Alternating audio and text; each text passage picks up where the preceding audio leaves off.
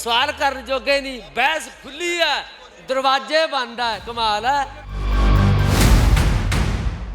मन लिया 70 साल बहुत लुटिया, 1.5 साल इन्होंने भी कसर नहीं छड़ी पुत। किसी भी सबजैक्ट च दाखला ना मिलता होवे, किसी यूनीवर्सिटी च ओनू लाच दाखला मिल जाता है। पूरा खुला सद्दा है, वो आ नहीं रहे। असी लोग हाँ, पंजाब दे लोग हाँ, असी इन्होंने जवाब देवांगे। सवाल करन जोगे नहीं। बहस खुली है, दरवाजे बंद है। कमाल है। सवाल किहड़े बापू जी?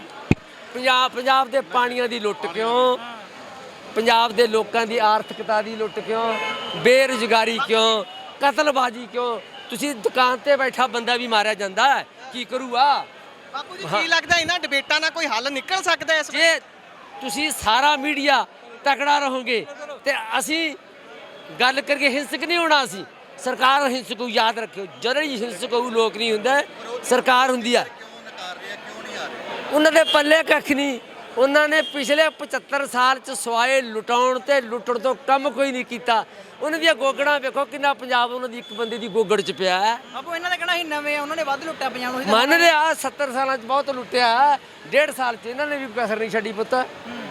ਆਪਾਂ ਤਾਂ ਨਹੀਂ ਕਹਿੰਦੇ ਉਹਨੇ ਲੁੱਟਿਆ, ਆਪਾਂ ਤਾਂ ਕਹਿੰਦੇ ਵੀ ਤੁਸੀਂ ਨਾ ਲੁੱਟੋ ਭਾਈ, ਉਹਦਾ ਲੁੱਟ ਗਏ। ਕਿਹੜੇ ਮੁੱਦੇ ਸੀ ਤੁਹਾਡੇ ਜਿਹੜੇ ਲੈ ਕੇ ਅੱਜ SYL ਬੇਰੁਜ਼ਗਾਰੀ, ਲੋਕਾਂ ਦੀ ਰੱਖਿਆ ਔਰ ਨਸ਼ਾ, ਧੀਆਂ ਭੈਣ। ਇਹਨਾਂ ਨੇ ਕੱਲ ਪਾਇਆ ਨਹੀਂ ਸਵਾਲਾਂ ਦੇ ਵਿੱਚ ਜਿਹੜੇ ਕਿ ਮੁੱਦੇ ਹੋਣੇ ਸੀਗੇ ਗੱਲਬਾਤ। ਨਹੀਂ ਇਹ ਪਾਉਣਗੇ ਨਹੀਂ, ਇਹਨਾਂ ਨੂੰ ਜਵਾਬ ਦੇਣੇ ਪੈਣਗੇ। ਬਾਪੂ ਜੀ ਇੱਕ ਹੋਰ ਗੱਲ ਹੋ ਰਹੀ ਹੈ ਕਿ ਸਾਰੇ ਕਹਿੰਦੇ ਨੇ ਕਿ ਇਹਨਾਂ ਨੂੰ ਕੰਮ ਕਰਨਾ ਚਾਹੀਦਾ, ਡਿਬੇਟਾਂ 'ਚ ਕੁਝ ਨਹੀਂ ਰੱਖਿਆ, ਉਹ ਤਾਂ ਹਰਾਤ ਤੇ ਲੋਕਾਂ ਨੇ। ਨਹੀਂ ਵੇਖੋ, ਡਿਬੇਟ ਕਰਨ ਸਾਡੇ ਪੰਜਾਬ ਦੇ ਵਿੱਚ ਹੁੰਦਾ ਵੀ ਕੋਈ ਸਮੱਸਿਆ ਆਵੇ ਭਾਈਚਾਰਕ ਤੌਰ ਤੇ ਬੈਠਿਆ ਜਾ ਸਕਦਾ। ਲੋਕ ਹੁਣ ਜਾਗਰਤ ਅਵਸਥਾ 'ਚ ਨੇ। ਸਿਆਸੀ ਪਾਰਟੀਆਂ ਨਾਲੋਂ ਲੋਕਾਂ ਦਾ ਕਿਰਦਾਰ ਵੱਡਾ ਹੈ। ਉਹਨਾਂ ਨਾਲ ਬਹਿਸ ਕਰਨ, ਉਹਨਾਂ ਨਾਲ ਗੱਲ ਕਰਨ, ਉਹਨਾਂ ਨਾਲ ਗੋਸ਼ਟੀ ਕਰਨ, ਸਾਡੀ ਤਾਂ ਪਰੰਪਰਾ ਹੈ। ਦੇਖੋ ਪਹਿਲਾਂ ਇਹਦੇ ਅੰਕੜੇ ਨੇ ਪੁੱਤ, ਪੰਜਾਬ ਦਾ ਕਿੰਨਾ ਪਾਣੀ ਹੈ, ਮਿਲੀਅਨ ਏਕੜ ਫੁੱਟ ਜਿੰਨਾ, ਉਹਦੇ ਵਿੱਚੋਂ ਰਾਜਸਥਾਨ ਨੂੰ ਕਿੰਨਾ ਜਾਂਦਾ ਹੈ, ਹਰਿਆਣੇ ਨੂੰ ਕਿੰਨਾ ਜਾਂਦਾ ਹੈ, ਆਪਣੇ ਕੋਲੇ ਕਿੰਨਾ ਹੈ, ਆਪਾਂ ਕੀ ਪਾਣੀ ਦੇ ਸਕਦੇ ਹਾਂ। ਜੇ ਆਪਣੇ ਕੋਲੇ ਵਾਧੂ ਹੈ ਜ਼ਰੂਰ ਦੇਵਾਂਗੇ, ਆਪਣਾ ਕੋਈ ਬੈਰ ਨਹੀਂ।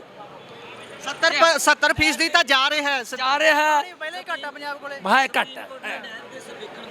ਨਹੀਂ ਸੁਪਰੀਮ ਕੋਰਟ ਨੇ ਚੱਜ ਨਾਲ ਪੜ੍ਹਿਆ ਨਹੀਂ। ਸੁਪਰੀਮ ਕੋਰਟ 'ਚ ਵੀ ਗੱਲ ਸੁਣ ਲਓ ਬੇਟਾ, ਗੱਲ ਥੋੜ੍ਹੀ ਜਿਹੀ ਕੌੜੀ ਹੈ। ਹਰੇਕ ਜਿਹੜਾ ਬੰਦਾ ਕਿਸੇ ਵੀ ਸਬਜੈਕਟ 'ਚ ਦਾਖਲਾ ਨਾ ਮਿਲਦਾ ਹੋਵੇ, ਕਿਸੇ ਯੂਨੀਵਰਸਿਟੀ 'ਚ ਉਹਨੂੰ ਲਾਚ ਦਾਖਲਾ ਮਿਲ ਜਾਂਦਾ। ਲਾਚ ਤੁਸੀਂ ਸੁਪਰੀਮ ਕੋਰਟ ਬਾਰੇ ਵੱਡੀ ਗੱਲ ਕਹਿੰਦੇ, ਲਾਚ ਜਿਹੜਾ ਲਾਚ ਦਾਖਲਾ ਮਿਲ ਜਾਂਦਾ ਉਹ ਤੋਂ ਬਾਅਦ ਵਕੀਲ ਬਣ ਜਾਂਦਾ। ਫਿਰ ਵਕੀਲ ਦੇ ਤੁਹਾਨੂੰ ਪਤਾ ਹੈ ਕਿਵੇਂ ਜੱਜ ਬਣਾਏ ਜਾਂਦੇ ਆ, ਹਾਈ ਕੋਰਟ ਦੇ ਕਿਵੇਂ ਬਣਦੇ ਆ, ਸੁਪਰੀਮ ਕੋਰਟ ਦੇ ਕਿਵੇਂ ਬਣਦੇ ਆ। ਕਹਿੰਦੇ ਸਰਕਾਰ ਨੇ ਪੱਖ ਚੰਗੀ ਤਰ੍ਹਾਂ ਨਹੀਂ ਰੱਖਿਆ ਪੰਜਾਬ ਦਾ। ਬਿਲਕੁਲ ਪੰਜਾਬ ਦੇ ਸਰਕਾਰ ਨੇ ਵੀ ਨਹੀਂ ਪੱਖ ਨਹੀਂ ਰੱਖਿਆ। ਉਹ ਰੱਖਦੇ, ਉਹਨੂੰ ਠੀਕ ਕੀਤਾ ਜਾ ਸਕਦਾ ਸੀ। ਆਪ ਦੇ ਚੰਗੇ ਵਧੀਆ ਕੈਲੀਬਰ ਦੇ ਵਕੀਲ ਪੇਸ਼ ਕਰਕੇ ਜੇ ਸਰਵੇ ਕਰਨ ਲਈ ਟੀਮ ਆਉਂਦੀ ਹੈ ਤਾਂ ਕੀ ਹੋਣਾ ਚਾਹੀਦਾ? ਵਿਰੋਧ ਕਰਨਾ ਚਾਹੀਦਾ। ਅਸੀਂ ਆਏ ਨਹੀਂ, ਅਸੀਂ ਧੱਕਾ ਨਹੀਂ ਕਰਨਾ। ਅਸੀਂ ਤਾਂ ਬੇਨਤੀ ਕਰਨਾ ਆ ਵੀ ਸਾਨੂੰ ਮੌਕਾ ਦਿਓ, ਤੁਹਾਡੀ ਡਿਬੇਟ 'ਚ ਅਸੀਂ ਹਿੱਸੇਦਾਰ ਹਾਂ। ਅਜੇ ਤੱਕ ਵੇਖਦੇ ਕਿੰਨੀ ਕੁ ਸਵੀਕਾਰ ਕਰਦੇ। ਅਜੇ ਤੱਕ ਤਾਂ ਤੁਹਾਡੇ ਨਾਲ ਹੀ ਗੱਲਬਾਤ ਹੋ ਰਹੀ ਹੈ। ਪਹਿਲਾਂ ਬੇਨਤੀ ਉਹਨਾਂ ਨੂੰ ਕਰਾਂਗੇ, ਫਿਰ ਉਹਨਾਂ ਨੂੰ ਗੱਲ ਕਰਾਂਗੇ। ਤੁਹਾਨੂੰ ਉਹਨਾਂ ਨੂੰ ਦੱਸਾਂਗੇ ਵੀ ਤੁਹਾਡੇ ਹੱਥ ਜਿਹੜੇ ਡੇੜੀਆਂ ਡਾਂਗਾਂ ਫੜਾਈਆਂ, ਪੰਜਾਬ ਨੂੰ ਕੁੱਟਣ ਵਾਸਤੇ ਫੜਾਈਆਂ, ਤੁਸੀਂ ਪੰਜਾਬ ਦੀ ਰਾਖੀ ਨਹੀਂ ਕਰ ਰਹੇ। ਜੇ ਡਿਬੇਟ ਹੁੰਦੀ ਹੈ ਤਾਂ ਪੈਸੇ ਦੀ ਭਰਪਾਈ ਕੌਣ ਕਰੂਗਾ? ਜੇ ਡਿਬੇਟ ਨਹੀਂ ਹੁੰਦੀ ਹੁਣ ਇੰਨਾ ਪੈਸਾ ਕਰੇ ਜਿਹੜਾ ਇਹਨਾਂ ਨੇ ਬਰਬਾਦ ਕੀਤਾ। ਸਰਕਾਰ ਕੋਲ ਵੀ ਤਾਂ ਲੋਕਾਂ ਦਾ ਨਿੱਜੀ ਰੂਪ ਦੇ ਇਹਨਾਂ ਦੀ ਜੇਬਾਂ ਚੋਂ ਲਿਆ ਜਾਵੇ, ਇਹਨਾਂ ਦੀਆਂ ਨਿੱਜੀ ਜੇਬਾਂ ਚੋਂ ਲਿਆ ਜਾਵੇ ਤਾਂ ਕਿ ਇਹਨਾਂ ਨੇ ਵਕਤ ਖਰਾਬ ਕੀਤਾ।